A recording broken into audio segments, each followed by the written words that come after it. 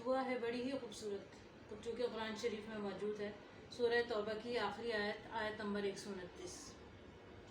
حسبی اللہ لا الہ الا ہوا علیہ توکلت وہو رب العرش العظیم۔